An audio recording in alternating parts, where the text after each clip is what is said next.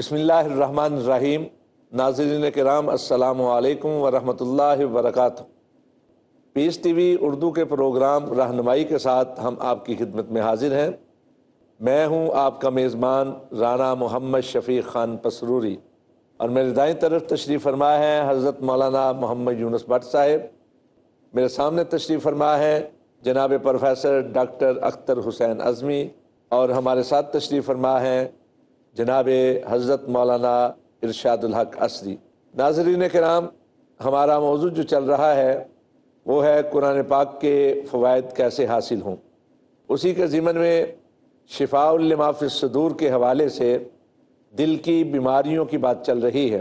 آج کی ہماری اس نشست میں جس موضوع پر گفتگو کی جائے گی وہ ہے تحقیر۔ کسی کو حقیر جاننا، کسی کو چھوٹا سمجھنا، کسی کو برا جاننا، اور پھر اس کے ساتھ بدسلوکی کرنا، اس کا مذاق اڑانا، تمسخر کرنا، اس کے بارے میں برے برے الفاظ کہنا، مختلف جہتیں ہیں تحقیر کی، اس کے نام برے ڈالنا، طعنہ زنی کرنا، یا دیگر جو چیزیں ہیں۔ اس حوالے سے ہمارے بزرگ جو ہیں وہ ہماری رہنمائی فرمائیں گے۔ سب سے پہلے میں بٹ صاحب سے گزارش کروں گا کہ وہ تحقیر کے حوالے سے ہمارے ناظرین کو بتائیں کہ تحقیر کیا ہے اور اس میں کیا کیا چیزیں آ جاتی ہیں۔ بسم اللہ الرحمن الرحیم۔ آپ کا بہت بہت شکریہ کہ آپ نے اس اہم موضوع پر بات کرنے کا موقع دیا۔ معزز ناظرین، اسلام ایک ایسا دین ہے جو اپنے ماننے والوں میں بھی بلکہ پورے انسانی معاشرے میں باہمی محبت اخوت پیدا کرنا چاہتا ہے۔ ایک ایسا معاشرہ تشکیل دینا چاہتا ہے جس معاشرے کے افراد ایک دوسرے کے ساتھ متصل ہوں، جڑے ہوئے ہوں، نہ کہ ان کے اندر افتراق ہو، انتشار ہو، مخالفت ہو، منافرت ہو۔ اس لیے رب ذوالجلال نے قرآن حکیم میں ایسی واضح ہدایات دی ہیں اور ایسی ان تمام چیزوں سے متنبع کیا ہے جو معاشرے کے لیے نقصان دہ ہوتی ہیں، اور وہ تمام باتیں بتا دی ہیں جس سے ایک معاشرہ مضبوط اور مستحکم ہوتا ہے۔ باہمی محبت اور الفت کے لیے ضروری ہے کہ ایک دوسرے کا دل سے بھی احترام ہو اور زبان کے ساتھ بھی ہو۔ بے شک محبت احترام دل میں ہوتا ہے، لیکن اگر زبان پہ احترام والے الفاظ نہ ہوں، محبت بھری بات نہ ہو، تو پھر بھی وہ اخوت، وہ الفت قائم نہیں رہتی ہے۔ اس لیے رب ذوالجلال نے قرآن حکیم میں سورہ الحجرات میں اس بارے میں واضح ہدایت دی ہیں کہ لا یسخر قوم من قوم عسیٰ ان یکونوا خیرا منہم، کہ کوئی بھی جماعت ہو، کوئی فرد ہو، کوئی گروہ ہو، یہ دوسرے گروہ کو مذاق نہ کرے، استہزاء نہ کرے۔ ہو سکتا ہے کہ جس سے تم مذاق کر رہے ہو وہ تم سے بہتر ہو۔ تو انسان جب کسی کا مذاق اڑاتا ہے، تمسخر کرتا ہے، تو اس کے دل میں یا کسی کونے میں بات ضرور ہوتی ہے کہ میں اس سے بڑا ہوں، یہ حقیر انسان ہے، کم تر انسان ہے، اس کا درجہ بہت معمولی ہے، میں اس سے بڑا ہوں۔ اس لیے قرآن حکیم نے یہ بات واضح کر دی کہ یہ تم اس خیال سے کہ وہ تم سے چھوٹا ہے، تم سے کم تر نہیں، ہو سکتا ہے وہ اللہ کے ہاں تم سے بہتر ہو، اور معاشرے میں بھی کسی اور کی نگاہ میں بہتر ہو۔ تو جو بہتر ہے کسی کی نگاہ میں تم اس کو کم تر سمجھتے ہو، تو یہ تمہاری غلط فہمی ہے۔ اور تمسخر ہوتا کیا ہے؟ زبان کے ساتھ، کلمے کے ساتھ کسی کو مخاطب کرنے کے انداز میں ایسا انداز اختیار کیا جائے جس میں اس کی تحقیر کا پہلو ہو، اس کی توہین کا پہلو ہو، اس سے کم تر بنانا مقصود ہو، یا دوسروں کے سامنے اس کی تذلیل کرنا مقصود ہو، تو یہ ساری چیزیں تمسخر میں موجود ہوتی ہیں۔ اس لیے ہمیں چاہیے کہ اپنے معاشرے میں، اپنے گھر میں بھی کوئی چھوٹا ہے، کوئی مہمان آیا ہے، چھوٹا بھائی ہے، یہاں تک کہ ملازم بھی ہیں، گھر کے اندر کام کرنے والے جو ملازمین ہیں وہ بھی انسان ہیں، ہمارے خادم ہیں، تو ان کے ساتھ بھی ایسا مذاق کرنا، تمسخر کرنا، ان کی تذلیل کرنا یہ مناسب نہیں ہے۔ بے شک وہ ہمارے ملازم ہیں، خادم ہیں، لیکن خدمت اور ملازمت کس کی کر رہے ہیں؟ آپ کی کر رہے ہیں، تو آپ کے دل میں بھی ان کی ایک عظمت ہونی چاہیے کہ ہمارے یہ خادم ہیں، ہماری خدمت کرنے والے ہیں، ہمارے کام کرنے والے ہیں، اگر یہ لوگ ہمارا کام نہ کریں تو وہ کام جو وہ کرتے ہمیں کرنا پڑے گا۔ یہ بھی ان کا ہم پہ احسان ہے کہ ہمارے کام جو ہم نہیں کر سکتے یہ کام ہمارے ملازم، ہمارے خادم کر دیتے ہیں، بجائے اس کے کہ ان کا یہ احسان دل میں ہو، جب یہ ان کی تحقیر دل میں آئے گی تو ہم ان کا مذاق اڑائیں گے۔ اس لیے گھر کے افراد ہیں، ملازم ہیں، محلے میں ہیں، کہیں بھی ہیں، استاد ہے کلاس میں پڑھا رہا ہے، تب بھی کسی بچے کی تحقیر کرے، اس کا مذاق اڑائے تو یہ اس کے منصب کے منافی ہے، بلکہ وہ بچہ، وہ شاگرد پزل ہو جائے گا، استاد سے جو علم سیکھنا چاہتا ہے وہ شاید نہ سیکھ سکے، اور اس کے دل میں پھر شاید استاد کی محبت پیدا نہ ہو۔ تو یہ چیزیں، کسی کا مذاق اڑانا، تحقیر کرنا، یہ خطرناک چیزیں ہوتی ہیں، انسان کا اپنا مقام گر جاتا ہے، اپنا احترام وہ کھو لیتا ہے۔ اس لیے استاد ہے اسے بھی چاہیے، شاگرد ہے اسے بھی چاہیے کہ اپنے کلاس کے جو ساتھی ہیں ان کے ساتھ بھی ایسا رویہ اختیار نہ کرے کہ ان کے دل میں اس کی محبت پیدا نہ ہو، بلکہ ایسا رویہ اختیار کرے جس سے اس کے ساتھی بھی جو کلاس فیلو ہیں اس سے محبت کریں، جس سے ان کے دلوں میں نفرت پیدا نہ ہو۔ نفرت پیدا نہ ہو۔ محبت۔ بر صاحب، آپ نے بالکل بجا فرمایا، یہ جو ہمارے کام کرتے ہیں چھوٹے موٹے، یہ وہ کام ہوتے ہیں جو ہم خود نہیں کر سکتے ہیں۔ تو در حقیقت وہ کام کرنے والے چھوٹے نہیں ہوتے، وہ ہمارے مددگار ہوتے ہیں، ہمارے اس لحاظ سے بڑے ہوتے ہیں کہ ان کے ہم سے جو کام نہیں ہو پاتے وہ کرتے ہیں۔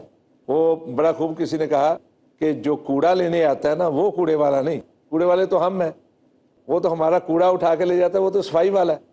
تو ہم کہتے ہیں نا باہر کوڑے والا آیا، تو کوڑے والے وہ نہیں، کوڑے والے تو ہم ہیں۔ جی، تمسخر کے حوالے سے ڈاکٹر صاحب آپ کچھ جی بہت شکریہ۔ آپ کی بات سے میں یہ بھی کہنا چاہتا ہوں کہ ہمارے ہاں جو کام کرنے والے ہیں، ہمارے پاکستان میں تو ان کو کمی کہا جاتا ہے۔ باقی یہ ہے کہ اللہ کے رسول صلی اللہ علیہ وآلہ وسلم نے یہ بات فرمائی ہے کہ کسی آدمی کے شریر ہونے کے لیے یہی کافی ہے کہ ان یحقر اخاہ المسلم، کہ وہ اپنے کسی مسلمان بھائی کو حقیر سمجھے۔ حقیر جاننا جو ہے یہ اللہ کے رسول صلی اللہ علیہ وسلم کو اتنا معیوب لگتا تھا کہ ایک مرتبہ ازواج النبی صلی اللہ علیہ وسلم میں سے ایک نے دوسری زوجہ کے بارے میں اس طریقے سے کہا کہ اچھا وہ، یعنی کہ وہ اتنی قد والی، چھوٹے قد والی، ٹھگنے قد والی، اور حالانکہ وہ موجود بھی نہیں ہے۔ تو حضور صلی اللہ علیہ وآلہ وسلم نے فرمایا کہ تم نے یہ ایک ایسی بات کی ہے، اس کی کڑواہٹ اتنی ہے کہ اگر اس کی کڑواہٹ کو سمندر کے اندر بھی ڈال دیا جائے تو وہ بھی کڑوا ہو جائے۔ بات بٹ صاحب نے پہلے تمسخر کی، یعنی کہ تحقیر کرنے میں تمسخر کا بڑا اہم رول ہے۔ تمسخر جو ہے مسخرہ بازی، استہزاء، یا عام طور پہ ہم جس کو مذاق کہہ لیتے ہیں، اس میں دو چیزیں شامل ہوتی ہیں میں سمجھتا ہوں۔ ایک یہ ہے کہ کسی کے اوپر اشارے کنائے میں یا لفظوں کے ذریعے سے کھل کے کسی کو لوگوں کی نظروں میں حقیر کرنے کے لیے کوئی اس کی کسی کمزوری کی طرف اشارہ کرنا، اور دوسرے ساتھ یہ ہوتا ہے کہ اس کی اس تحقیر کے ساتھ دوسروں کو ہنسنے کا بھی موقع دینا تاکہ لوگ ہنسیں بھی۔ تو جب یہ دو چیزیں اکٹھی ہو جائیں تو یہ تمسخر بن جاتا ہے۔ تو اللہ کے رسول صلی اللہ علیہ وآلہ وسلم نے ایسا تمسخر کرنے سے منع فرمایا ہے، اور اس کے اندر خصوصاً جب جھوٹ بھی شامل کیا گیا ہو تو یہ اور بری بات بن جاتی ہے۔ البتہ جس طرح آپ فرما رہے ہیں اس میں یہ ہے کہ اس سے یہ بات بھی ہمارے سامنے رہنی چاہیے کہ تمسخر اور چیز ہے، جبکہ شگفتگی یا جس کو ہم مزاح کہتے ہیں اردو میں، وہ ایک الگ چیز ہے۔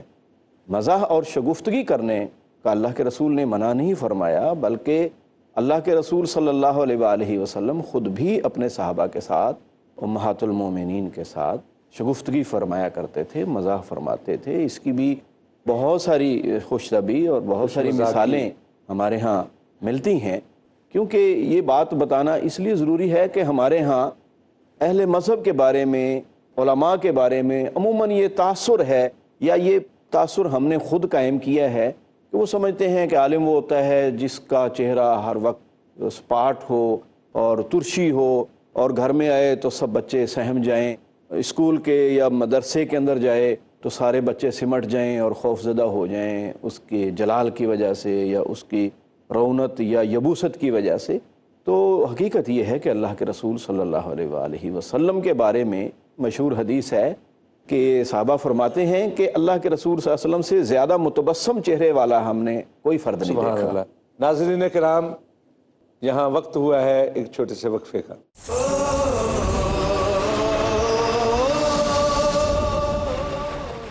جی السلام علیکم ورحمۃ اللہ وبرکاتہ۔ ناظرین کرام، بات وہیں سے شروع کرتے ہیں جہاں وقفے پر جانے سے پہلے ہم نے چھوڑی تھی۔ جی ڈاکٹر صاحب۔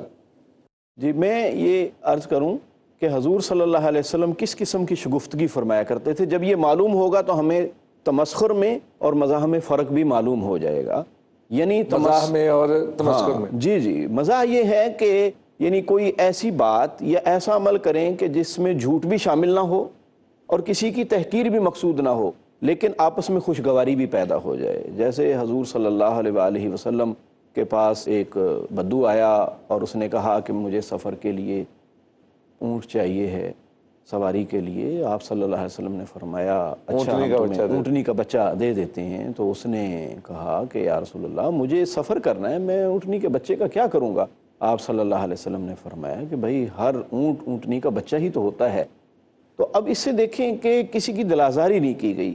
تو اب اس میں دیکھیں کہ صحابہ کرام حضور صلی اللہ علیہ وسلم سے کتنی محبت اور عقیدت رکھتے تھے اور آپ کے احترام میں بھی کتنے آگے خوش طبی کے ساتھ ساتھ اس میں جو لیکن اس کے ایک بعد اور میں پہلو نکلتا ہے نا جی جی وہ طب بھی کہتی ہے نا کہ اگر خوشی کے جذبات کے ساتھ کوئی چیز کھائی جائے تو وہ تو خون بنتی ہے لگتا ہے، اور جو تلخی کے ساتھ یا ترشی کے ماحول میں یا اکتاہت کے ماحول میں جو چیز کھائی جائے وہ خون نہیں بن پاتا ہے۔ وہ کتنی اچھی چیز ہو۔ دوسرا یہ ہے کہ کھاتے پیتے ہوئے ہلکا پھلکا مذاق کرنے یا گفتگو کرنے کی اجازت ہے، بلکہ آج کل تو بڑے بڑے جو ہم لوگ ہیں وہ ناشتے کی ٹیبل پہ یا کھانے کی ٹیبل پہ پورے مذاکرات بھی کر رہے ہیں۔ ہاں ہاں، حدیث المائدہ درست ہے، یہاں بھی وہ جو کرتے ہیں کہ منع ہے، یہ ہے وہ ہے، وہ درست نہیں ہے، اس کی کوئی ممانعت نہیں ہے، بلکہ جس کھانے میں جتنی خوش طبی ہوگی وہی کھانا زیادہ مفید اور انفع ثابت ہوگا۔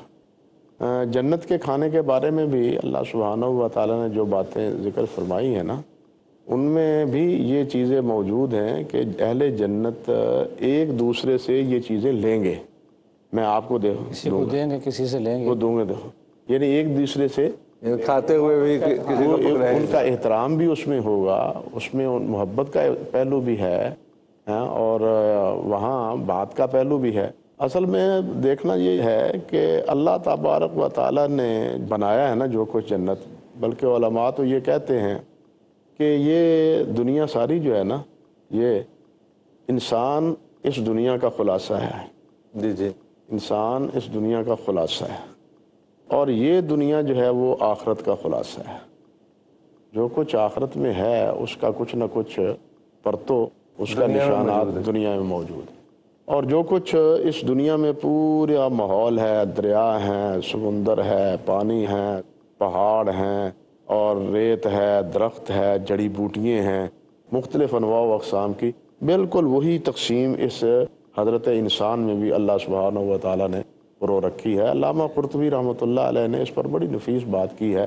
تو میرے کہنے کا مقصد یہ تھا کہ جنتی ماحول جو ہے نا، اللہ تو وہ ہمیں یہاں دنیا میں پیدا کروانا چاہتے ہیں ہم سے، کہ جس طرح جنت میں کوئی آپس میں رنجشیں نہیں ہیں، دنیا میں بھی آپس میں کوئی رنجشیں نہیں ہونی چاہیے، بغض حسد نہیں ہونا چاہیے۔ یہی وجہ ہے کہ دنیا میں اگر کوئی چیز اس قسم کی ہے بھی نا، تو اللہ سبحانہ و تعالیٰ جنت میں بھیجنے سے پہلے ان کے دلوں سے یہ ساری چیزیں، بغض اور عناد، مخاصمت، مخالفت، یہ بیماریاں نکال دے گا۔ بیماریوں کو کیا یہ تعلق؟ سب بیماریاں ہیں نا، بیماریوں کا کیا تعلق کیا ہے؟ اللہ ذوالجلال تو یہی چاہتے ہیں کہ وہ جنتی ماحول دنیا میں بھی ہو، یہ اسی طرح اخوان، بھائی چارہ، محبت اور پیار دنیا میں بھی اس طرح قائم رہے۔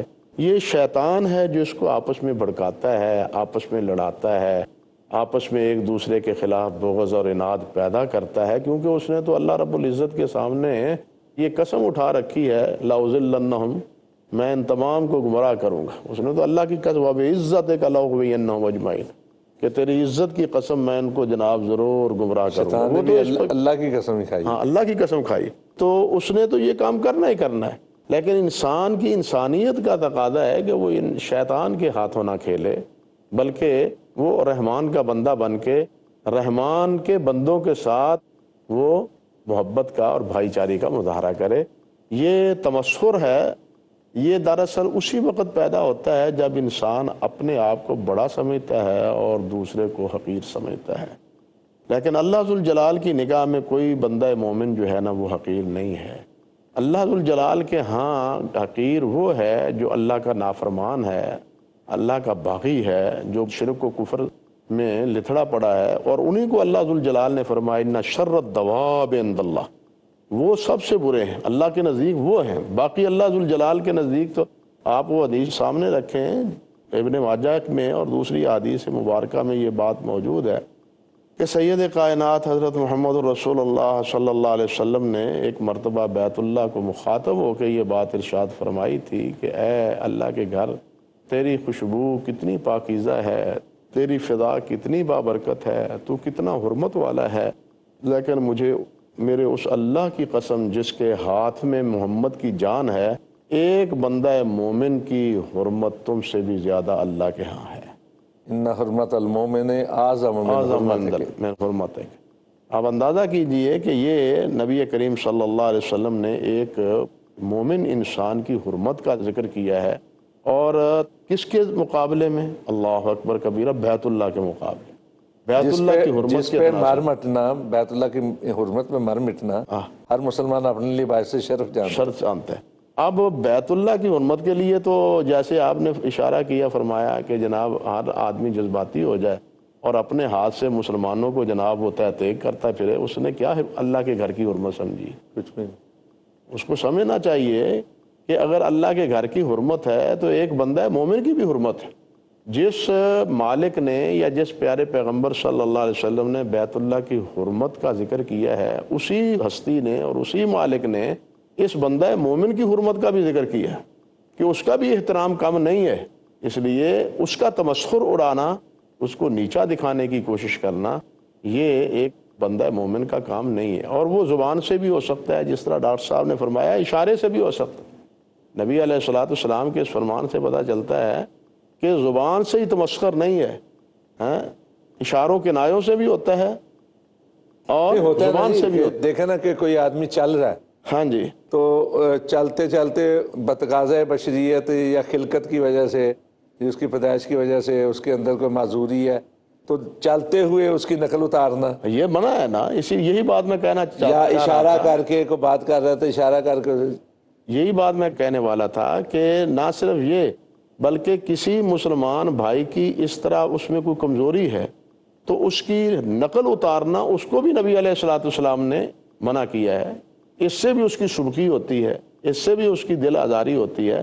مقصد تو مسلمان کو اپنے قریب کرنا ہے، نہ کہ اس کے دل کی آزاری۔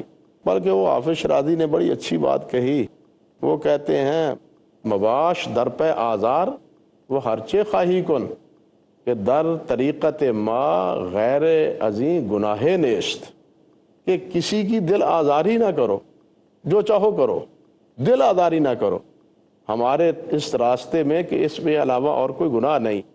اب ہم اس کو دیکھیں کہ یہ دل آزاری اللہ رب العزت کی مخالفت میں بھی ہے، نبی کریم صلی اللہ علیہ وسلم کی مخالفت میں بھی۔ ہاں جی، پنجابی میں بھی ہے نا، پر کسے دا دل نہ ٹائیں، دل نہ ٹائیں۔ دلاں دے وچ رب رہے۔ تو اسی طرح نبی صلی اللہ علیہ وسلم کی بھی دل آزاری ہے، بندہ مومن کی بھی دل آزاری ہے، بھائی بھائی کی دل آزاری ہے۔ یعنی دل آزاری کا دائرہ تو سارے اس ماحول میں مومن کے متعلقہ جو ہے نا وہ پھیلا ہوا ہے۔ اللہ رب العزت بھی ناراض ہوتے ہیں ان کاموں سے جن سے اللہ رب العزت نے منع کیا ہے، انسان اس کا ارتکاب کرے تو اللہ ذوالجلال ناراض ہوتے ہیں، اور اگر انسان ان کاموں کا اہتمام کرے جن کو اللہ اور اللہ کے رسول نے کرنے کا اہتمام کیا ہے کہ اس کو کرو، اللہ رب العزت خوش ہوتے ہیں، بلکہ اتنے خوش ہوتے ہیں کہ فرشتوں میں اپنے ان بندوں کا ذکر کرتے ہیں کہ دیکھو میرا یہ بندہ یہ کام کر رہا ہے۔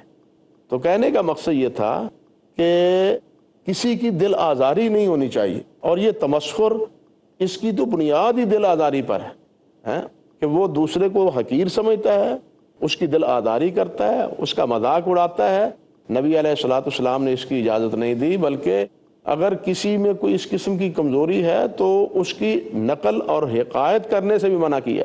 اور ہمارے اسلاف تو اس مسئلے میں اتنے حساس ہو گئے سے قرآن مجید کے اس آیت کے بعد عمر بن شرحبیل کے بارے میں علامہ قرطبی رحمۃ اللہ علیہ نے ذکر کیا اسی آیت کی تفسیر میں۔ وہ فرماتے ہیں کہ میں اگر کسی آدمی کو بکری کا دودھ پیتا ہوا، اللہ اکبر کبیرہ، بکری کا دودھ آدمی براہ راست گلاس میں یا برتن میں دھونے کے بعد پھر پینے کی بات نہیں، بلکہ براہ راست بکری کا دودھ اگر پیے اور مجھے اس کی اس حرکت پہ ہنسی آ جائے تو میں خوف کھاتا ہوں کہ کہیں یہ بھی میری ہنسی اس کے تمسخر میں شمار نہ ہو، کہ گویا میں نے جو ہنسا ہے اس کی اس ادا پر، مجھے یہ اس کی ادا اچھی نہیں لگی، بھائی نہیں، پسند نہیں آئی۔ یعنی کہنا کا مقصد یہ تھا کہ ہمارے اسلاف اتنے حساس ہو گئے تھے تمسخر کے حوالے سے، کسی کو حقیر جاننے کے حوالے سے، کہ آپ دیکھیے حالانکہ دودھ پینے کا کوئی مسئلہ ہے، بکری سے براہ راست تھنوں سے دودھ پینا اور گائے کے تھنوں سے براہ راست دودھ پینا کوئی معیوب بات نہیں ہے، لیکن کہتے ہیں اگر اس بار بھی مجھے ہنسی آ جائے تو مجھے خوف آتا ہے کہ کہیں یہ بھی تمسخر کے زمرے میں شامل نہ ہو جائے۔ اس لیے یہ مسئلہ بڑا حساس ہے جس کو ہم معمولی سمجھتے ہیں، اور قرآن مجید ہی نے اس کی یعنی جتنی منکرات ہیں یا جتنی وہ چیزیں ہیں جو مسلمانوں کے مابین تفریق، انتشار، اختلاف کا باعث بنتی ہیں، قرآن مجید ہی اس کا منبع اور مرکز۔ بالکل۔ ناظرین کرام، بات ابھی مکمل نہیں ہوئی، بات ابھی جاری ہے، لیکن آج کی اس نشست کا وقت ختم ہوا چاہتا ہے۔ اجازت دیجیے، ملیں گے انشاءاللہ العزیز اگلے پروگرام میں، تب تک کے لیے السلام علیکم ورحمۃ اللہ وبرکاتہ۔